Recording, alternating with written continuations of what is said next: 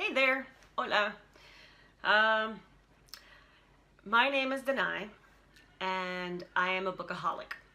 I have always had a passion for books, and I also give away books a lot, so I end up buying them over and over again. I also love going thrift shopping for books where I can find books that it's like a book recommendation activity for me.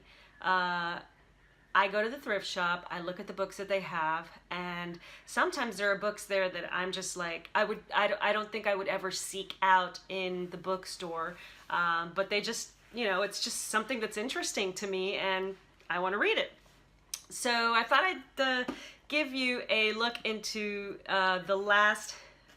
my last 5 books that I purchased, just so you can see, where I'm at.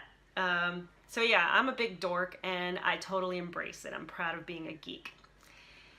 Walden.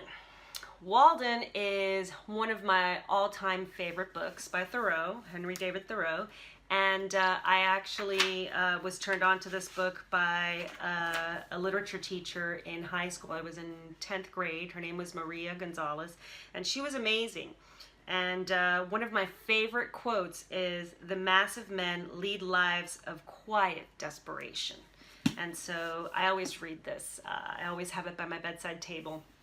And I don't know, it's a classic, and I love it. And I have bought many copies because I've given it away quite a few times. This one I've kept a bit, so I think I'm gonna buy other copies and give them away and keep that one, because I also highlight my books and stuff, so sometimes when I give a book away it's got highlights and annotations. This is by Jack Canfield. This is The Success Principles, and I actually started reading it a little while ago. I got it from a thrift store, so that was pretty cool.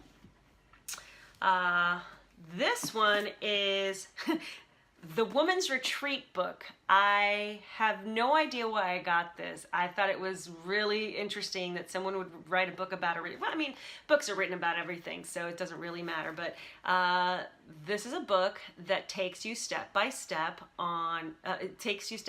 through planning a retreat for women. I've never planned a retreat, probably never will, but I'm gonna know about it. This is Outliers. I read this book, I think I'm on my 3rd round right now. I've given this book away to a lot of people. I love this book. It's by Malcolm Gladwell, who everything he's written I love.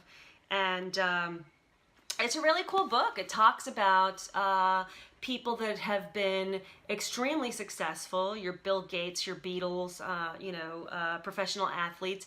And it talks about from almost like an economic standpoint, what things have to happen and come together to make these people so successful. So for example, Bill Gates became who he is, not just because he's a genius, right? That everybody agrees with, but because he was in a computer club at his school who at the time had, the moms had raised enough funds to buy a computer that, would allow them to program. And so he was able to practice his programming and became more proficient than anybody else around him because he was able to spend all of his time doing that, and it gave him a leg up. So that it was luck plus genius plus perseverance. Obviously, he's a hard worker and he had vision, and